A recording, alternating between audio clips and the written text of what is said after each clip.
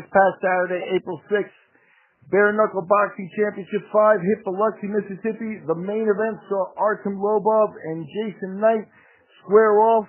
They went at it for 5 rounds. The end result saw Lobov walk off with a unanimous decision. Both men left it all in the ring.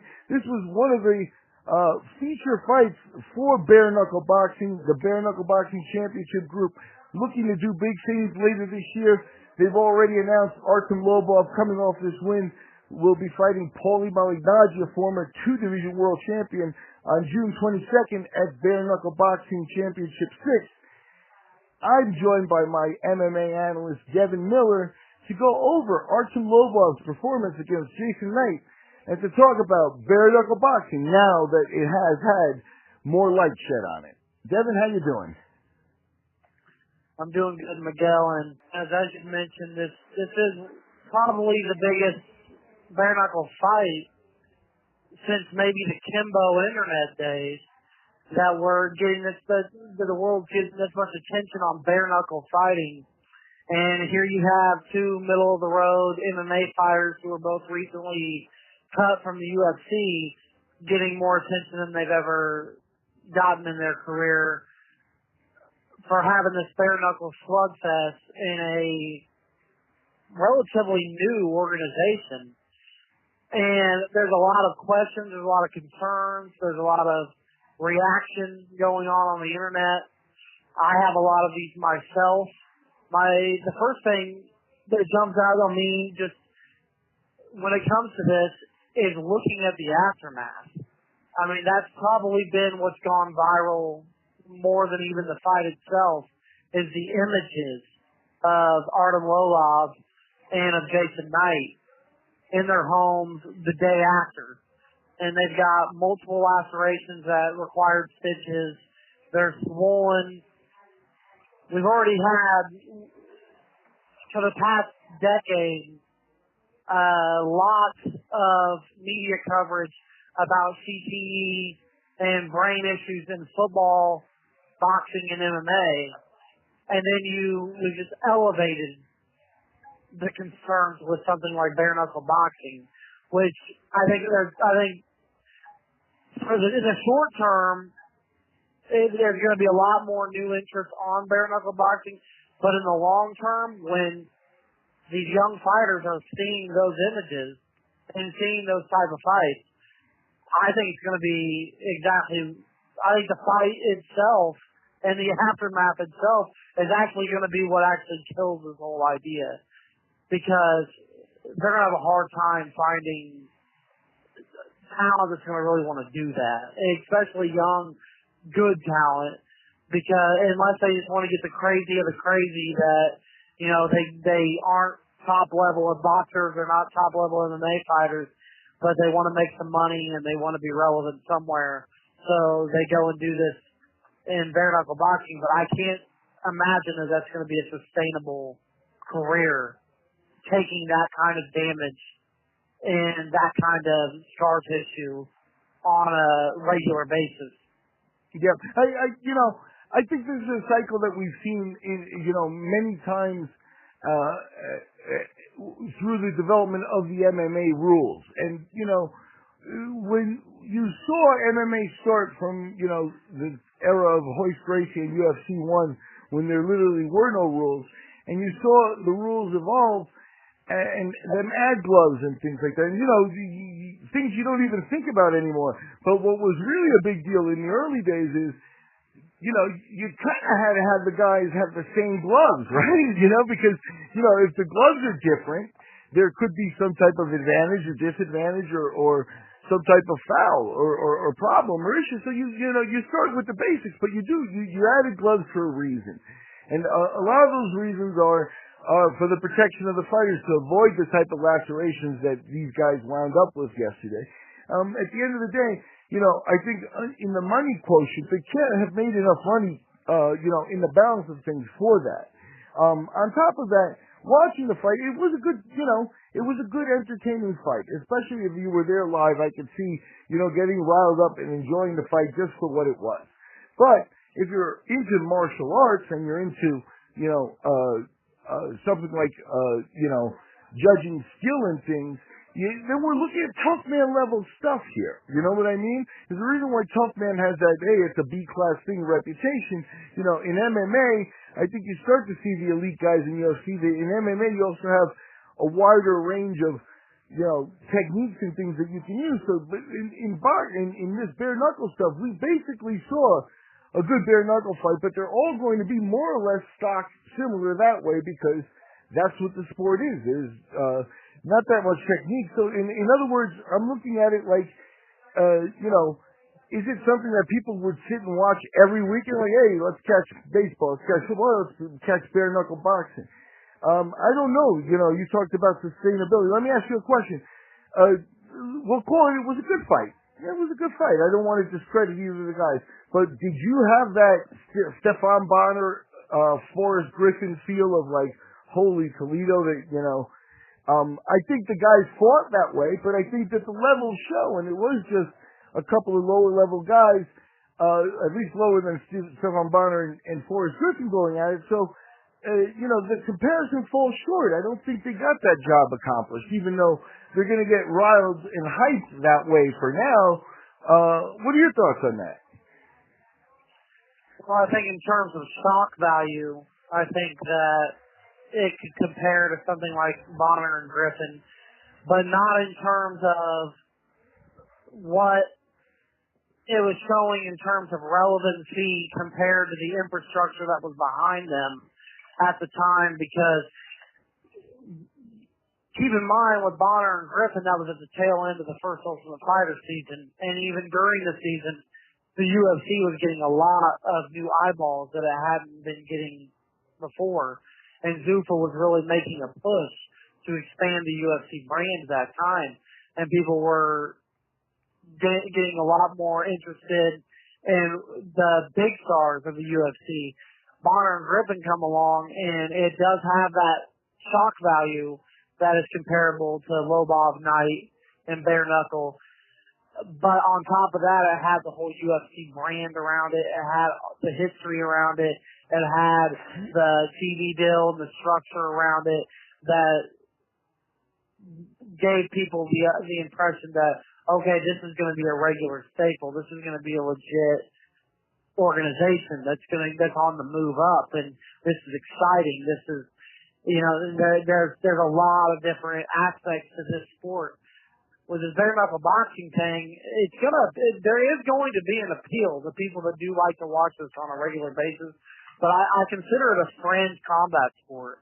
I consider this to be something that is not going to ever be mainstream, and I could be wrong about that, but you know, when we still look at the way boxing is promoted, it's still promoted with that old school style of class, and it's got kind of almost like a jazzy style of a production, to where there's still this class and this aura of we are elite, we are world class, and we're gonna conduct ourselves as gentlemen outside the cage, and we're gonna fight in an aesthetically beautiful manner inside the cage. And even MMA is kind of having that, where they have this top level production, and people, even the casual fan these days, appreciate the disciplines that are involved in that.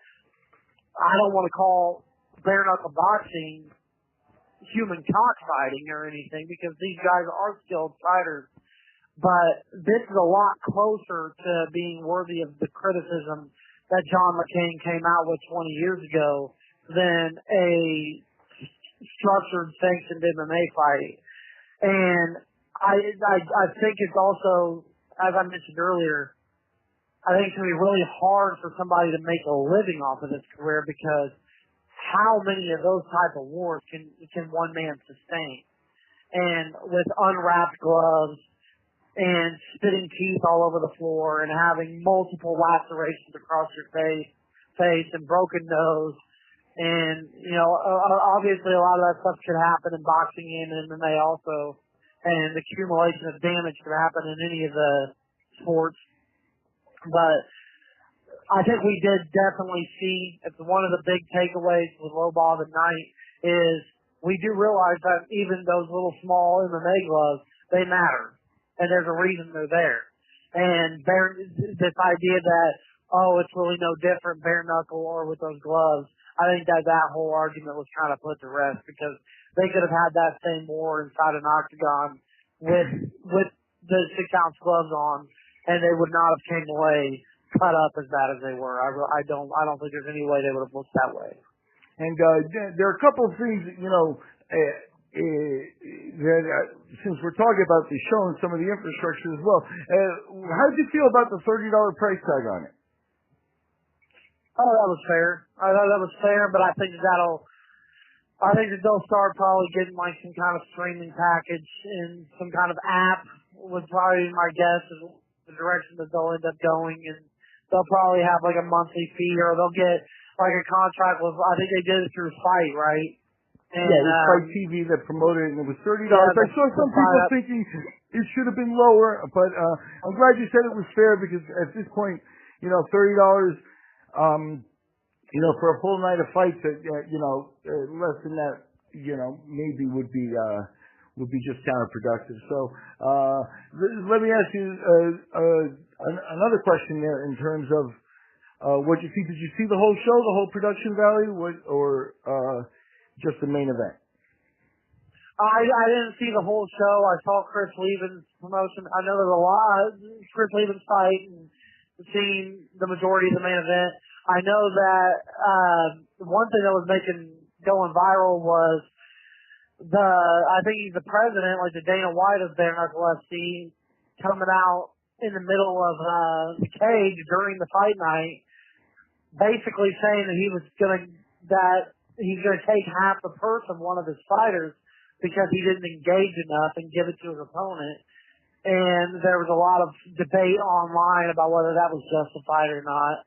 I actually didn't see the fight, so I don't know, but basically they're punishing fighting with any form of strategy. So, I mean, they definitely have they have an idea of what they're wanting to market to, and they're wanting to market to people who it is all about, who do want that blood sport, who aren't, really worried about the aesthetics of the sport and the disciplines of martial arts. And, I think for somebody that's a little bit more of an aficionado of combat sports, they do over time grow to appreciate that which is aesthetically beautiful about combat sports and about the disciplines and about the fighters and about how they come to a fight and how they strategize and game plan for a fight and how they are able to, somebody like Floyd Mayweather is not popular with those that are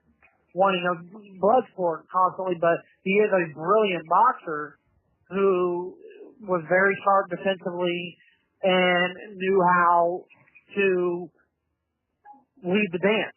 Right. And I'm glad you mentioned that whole line of thinking here, because that does bring me to my next point. So, on June 22nd, they go with Bare Knuckle Boxing Championship 6, and this is reported to have Paulie Malignaggi set to fight Artem Lobov. So, first, I've heard Lobov in post-fight interviews and stuff like that. He seems to be fine in terms of concussion value and things like that. So, I don't know that a 90-day suspension is warranted for concussions but the damage to his face and letting that, they're just going to give him 6 or 7 weeks before they stick him in the ring again. You talk about sustainability. I don't know, how often you're going to be able to do that, but they're going to try to rush that going. So you've got Paulie Malignaggi, a 2-time world champion, known in boxing as a cutie. Basically, a guy with not a lot of knockouts, but an elite level boxer. So he counts on his technique and his ability to put together combinations and punches.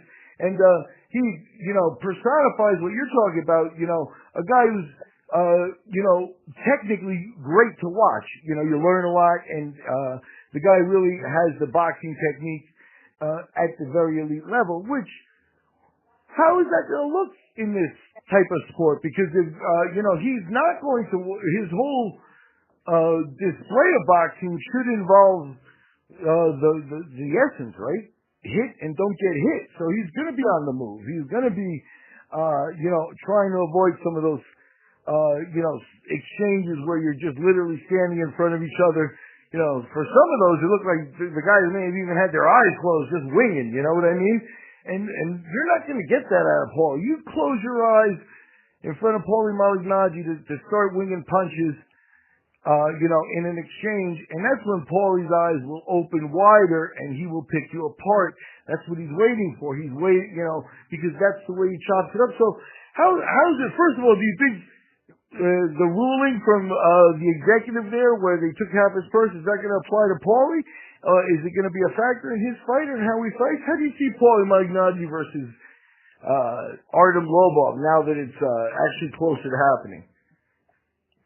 I would imagine that going forward after that whole scene with the president of the company taking the purse, if they're gonna want to attract more talent, they're probably gonna have to have something written in contracts preventing that kind of last second, maneuvering of their pay. At least I know that I would in that kind of a situation. I would want something in writing protecting myself and when it comes to my bank account, I wouldn't want to be messed with.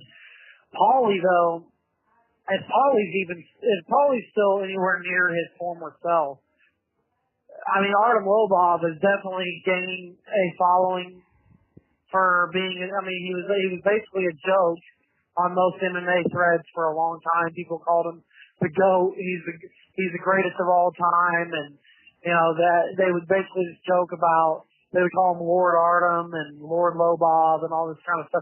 And it's mainly they picked at him because he was Conor's boy. And people saw him as having a free ride in the UFC, undeserving of that opportunity, mainly because he was Conor's teammate. So people picked at him a lot. And he showed to be a pretty cool guy. He's in a game opponent for his fighters, and now he's getting more attention than ever by showing that he is an incredibly tough individual in Bare Knuckle FC.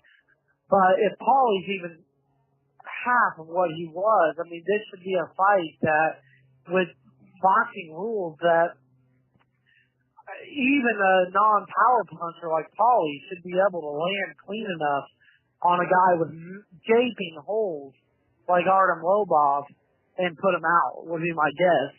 And, I mean, I could be wrong, but I know, as you mentioned, Paulie's not known to be much of a power striker, but bare knuckle and with a guy who's definitely nowhere near as technically sharp as Paulie, I think that's going to set up a lot of clean shots for Paulie. But it also comes with a big risk because Paulie's going to be getting hit with bare fists by a very heavy-handed guy who isn't afraid to get in there and make the fight ugly and fight dirty. So it's an interesting fight. I don't think they're giving Artem near enough time to recover.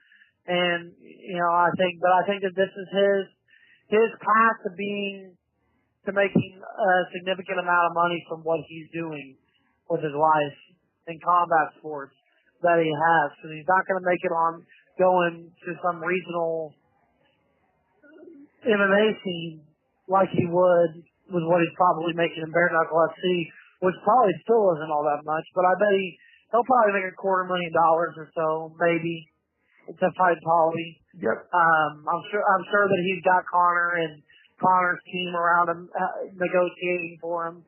So he's gonna make a significant amount of money. He's gonna do himself.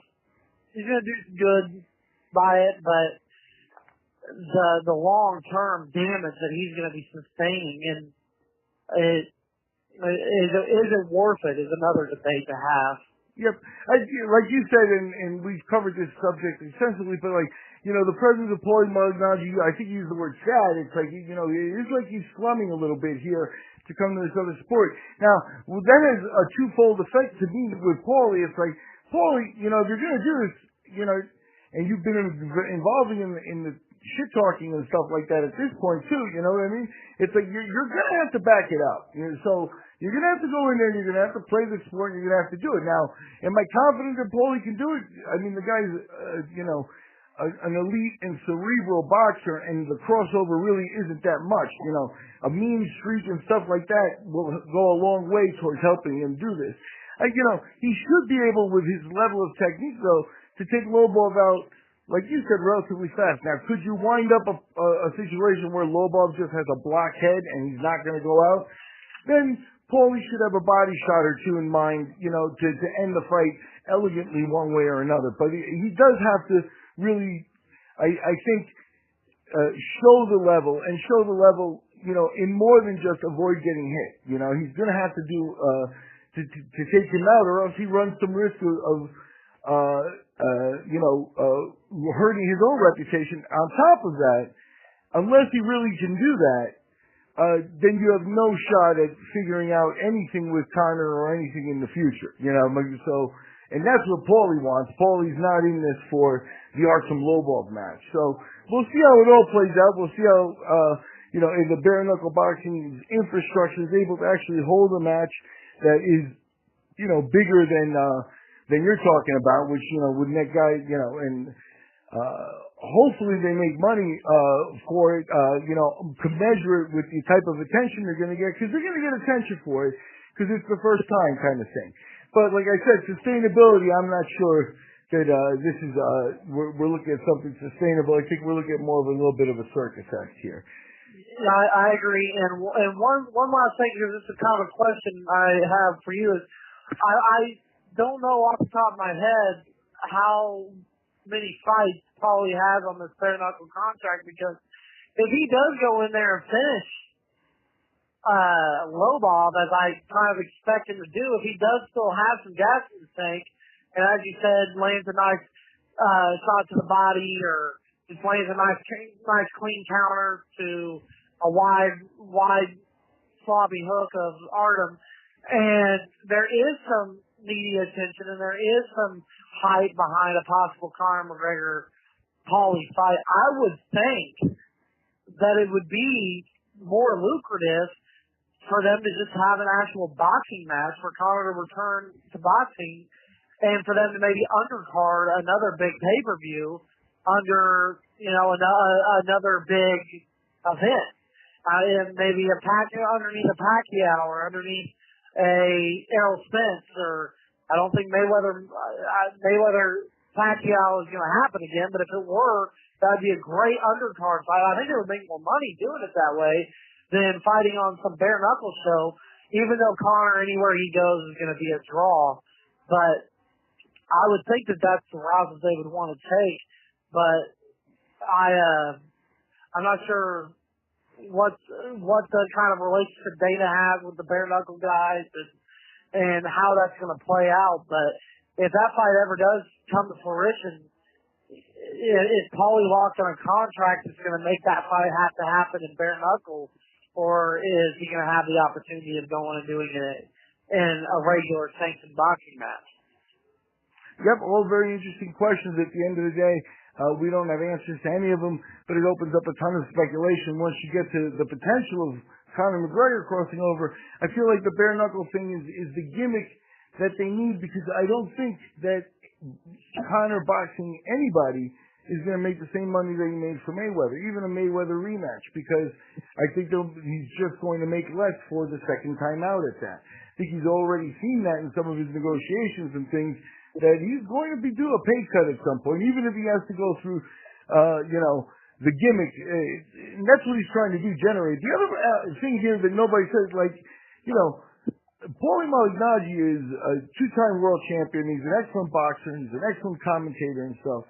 But he's not, the crossover name in terms of, Conor McGregor is clearly the A side of that fight. And in terms of, when they talk about money and attraction. And in Mayweather, he had an equal dance partner. So again, it doesn't add up to make the actual money that the first fight made. That's what everybody's just trying to duplicate, trying to make, everybody wants to make $100 million and stuff here. But here, I think, at the end of the day, when things get added up, they're going to fall far short. And that means that we're probably just talking a lot of theories here because some of these fights aren't going to happen. Next step is June 22nd when we see if Paulie Malignaggi and Artem Lobov face off at Bare Knuckle Boxing Championship 6. That would be the next step. I'm Miguel Iturrate for the CRP. I've been joined by our MMA analyst Devin Miller to talk about the fallout of Artem Lobov versus Jason Knight's Bare Knuckle Boxing Championship 5 fight this past Saturday.